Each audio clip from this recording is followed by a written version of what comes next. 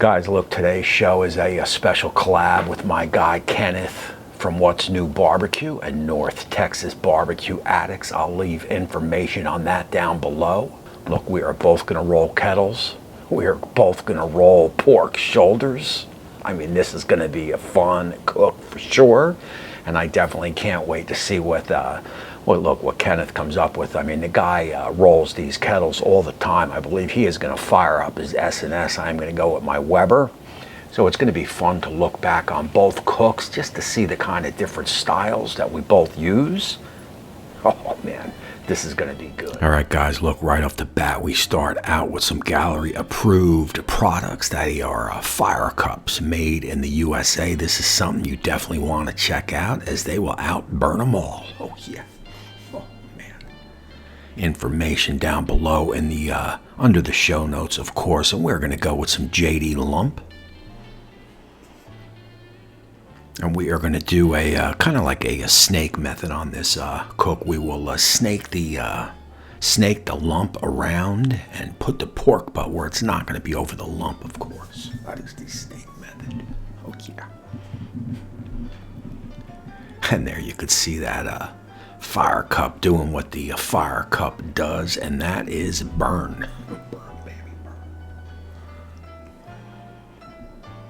So look, we got about a 7.5 pound pork shoulder, man. Nothing special here. We are just gonna get it out, get it on the board. We're gonna leave that cap on there. I like leaving the fat on. Fat is flavor, right? So we're gonna leave it on. But what I am gonna do, and what I have been doing, is I am gonna cross score it, and that is gonna give me those little fat, chunky nuggets that are all seasoned up at the end of the cook that I could just kind of pick off and eat. Now, I did trim off some of that thicker fat there. After the cook, I realized I probably shouldn't have did that, man. I like the fat cat left intact on.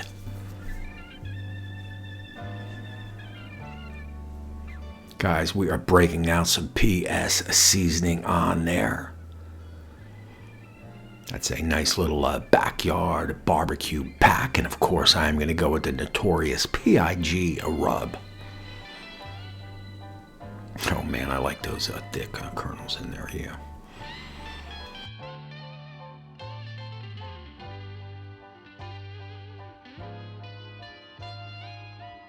Look, this pork butt can handle as much rub as you can throw at it, so pile it on.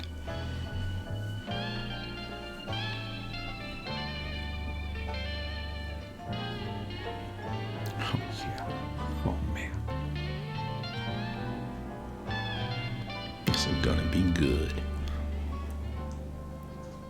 And you definitely want to pat that in there. No binder really necessary. I mean, there's enough moisture, at least in this shoulder here. I'm not real too big on the binders unless needed, but what I am big on is make sure you cover that pork shoulder completely.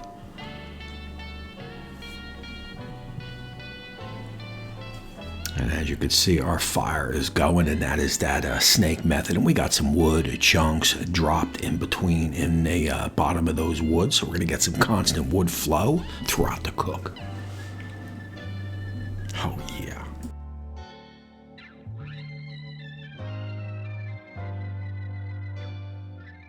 All right, guys, look, so basically what I want to do here on this cook is I'm going to bang it up a little bit. I want to try to control the Weber, and once I get it there, I know she's going to sit there, but I want to go about 300 Fahrenheit, 3¼ Fahrenheit. I mean, this pork can take it.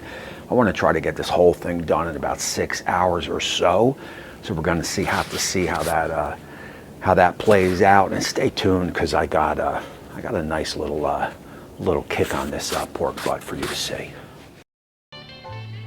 All right, guys, look, 2 hours in, and we're just going to go with a spritz of an apple cider vinegar mixed with some apple juice, mixed with some water, nothing fancy. And we're gonna do this about every hour on the hour till hour 4.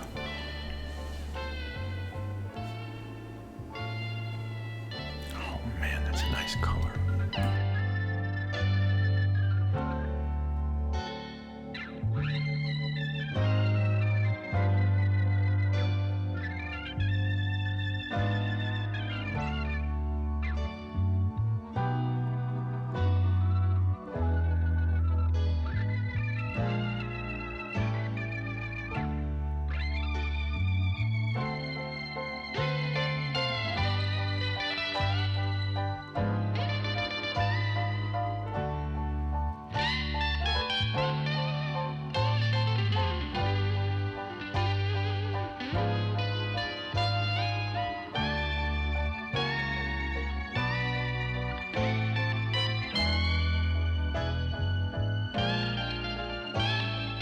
All right, guys, so look, let me give you a little rundown where we are. We're about 4 hours in, which is where I like to be.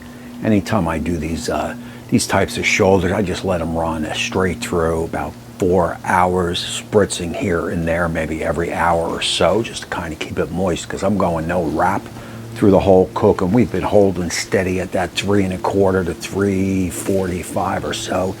It is amazing, man, how these kettles just, once you get them dialed in, man, they just sit right on that temperature, man. They fluctuate nowhere, man. They just kind of sit there.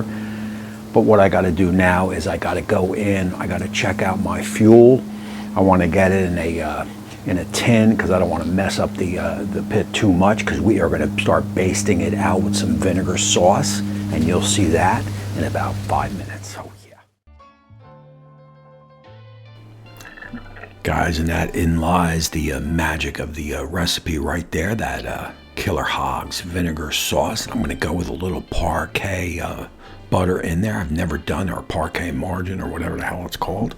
I've never used this before in this recipe, but I had a little left over in the fridge, and I figured, hey man, why not? Well,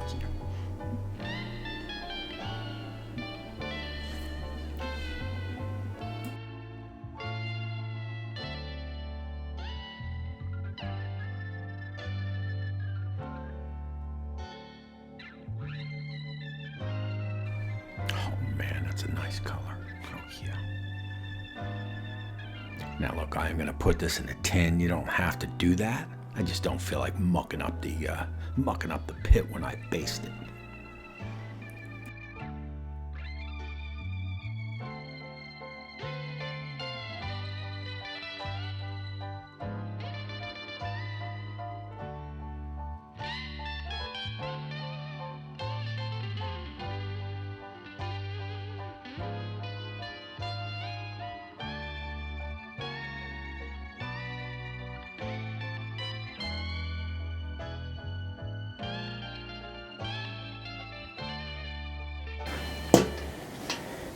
All right, guys, look, so the rundown here is we are about 4 hours in. I got that Parquet vinegar sauce type mixture going.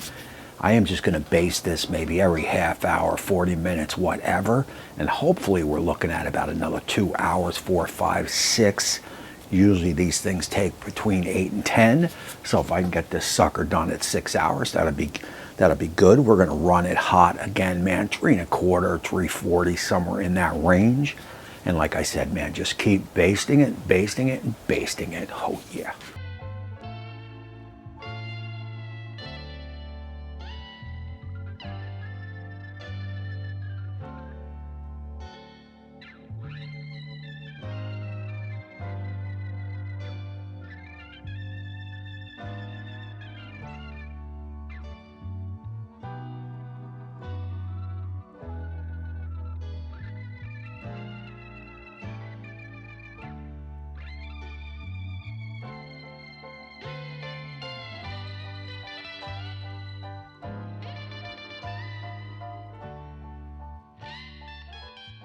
Guys, look, 6.5 hours in, and I gotta tell you, man, I just took a peek, and yeah, we are done. And also, if you've never made pork butt like this, what are you waiting for? I've made it this way several times on the channel, although I do mix up the seasonings and add a little twist here with the Parquet butter mixed in. But this stuff is money, man.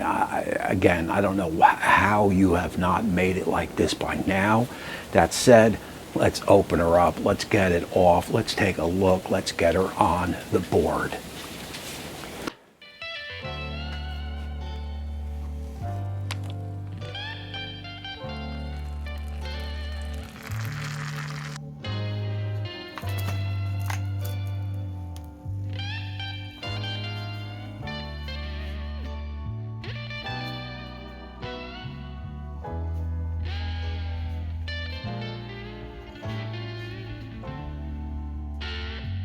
So look, I'm just going to let this I'm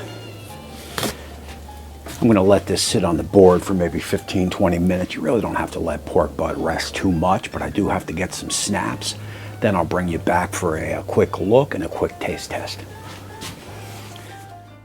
All right, guys, man, 6.5 hours total, 10-minute rest, man. That is all I could wait. Couple snaps. I mean, what could you say? I mean, look at this thing, man. It's just a thing of beauty, man. And I'll tell you, the flavor matches the looks. Trust me.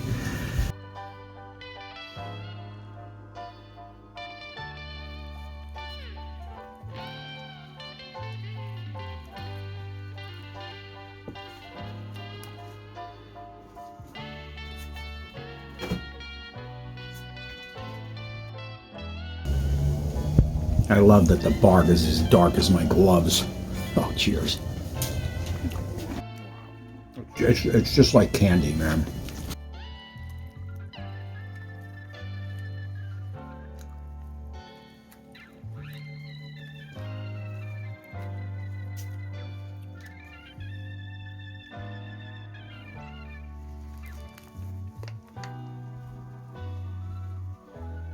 Little sample along with that nice bark, and cheers.